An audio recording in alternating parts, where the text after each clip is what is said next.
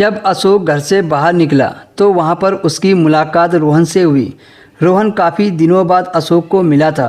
उस दिन अशोक के ऑफिस की छुट्टी थी, इसलिए रोहन ने अशोक से कहा कि चलो आज कहीं घूमकर आते हैं।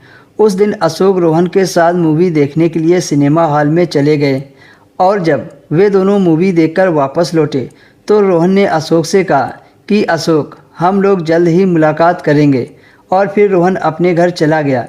रोहन से मिलकर आज अशोक को काफ़ी अच्छा लगा था, लेकिन उसके बाद अशोक ऑफिस के काम के सिलसिले में काफ़ी ज़्यादा बिजी रहने लगा था, जिससे कि उसे बिल्कुल भी समय नहीं मिल पाता था और वह रोहन से काफ़ी दिनों तक मुलाकात नहीं कर पाया था। एक दिन जब अशोक ऑफिस से घर लौट रहा था तभी अशोक को रोहन दिखाई दिया।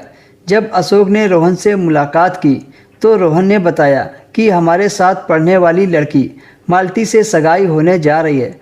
अशोक ने रोहन को सगाई की बधाई दी और रोहन से कहा, ये तो बड़ी खुशी की बात है कि तुम अपने ही साथ पढ़ने वाली लड़की के साथ सगाई करने जा रहे हो।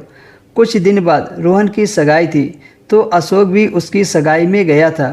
वहाँ उसकी मुलाकात मालती से हुई, जिसकी सगाई रोहन के साथ थी। मालती से मिलकर अशोक बहुत खुश था। फिर अशोक ने मालती को सगाई की बधाई दी। उन दोनों की सगाई के दौरान अशोक की मुलाकात महिमा नाम की एक खूबसूरत लड़की से हुई। अशोक महिमा को पहले से ही जानता था क्योंकि वह मालती की फ्रेंड थी, लेकिन कभी उसकी सीधा मुलाकात नहीं हुई थी। लेकिन आज रोहन की सगाई में अशोक की मुलाकात उससे हो गई। अशोक और महिमा को आपस में बात करके काफ़ी अच्छा लगा था। उस दिन से वे दोनों दोस्त बन गए और दोनों की मुलाकात होती रही।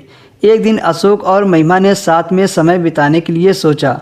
उस दिन वे दोनों साथ में डिनर करने के लिए एक साथ गए।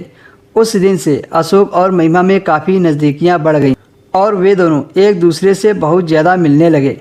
लेकिन अचानक से अशोक को अपने किसी काम से दूसरे शहर जाना पड़ा, जिसके कारण उसकी मुलाकात महिमा से नहीं हो पाई थी। महिमा भी अपने ऑफिस के काम के चलते बिजी थी, इसलिए फ़ोन पर भी ज़्यादा बात नहीं हो पाती थी। जब अशोक वापस आया तो उसने उसी दिन महिमा को मिलने के लिए बुलाया। जब महिमा मिलने के लिए अशोक के पास गई तो अशोक ने पहले तो महिमा को शॉपिंग कराई, फिर कॉफ़ी शॉप में बैठकर एक एक कॉफ़ी पी। फिर वह दोनों एक होटल में गए। वहाँ उन्होंने कमरा बुक किया और अंदर चले गए।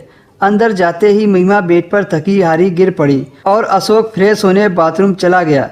जब वह बाहर निकला तो देखा महिमा बेड पर सो गई थी। ये देखकर अशोक को बहुत ज़्यादा गुस्सा आ रहा था। पहली बार कुछ करने को मौका मिला था, उसमें भी वो सो गई। अशोक ने महिमा को हिलाया डुलाया पर वो जगने का नाम ही नहीं ले रही थी।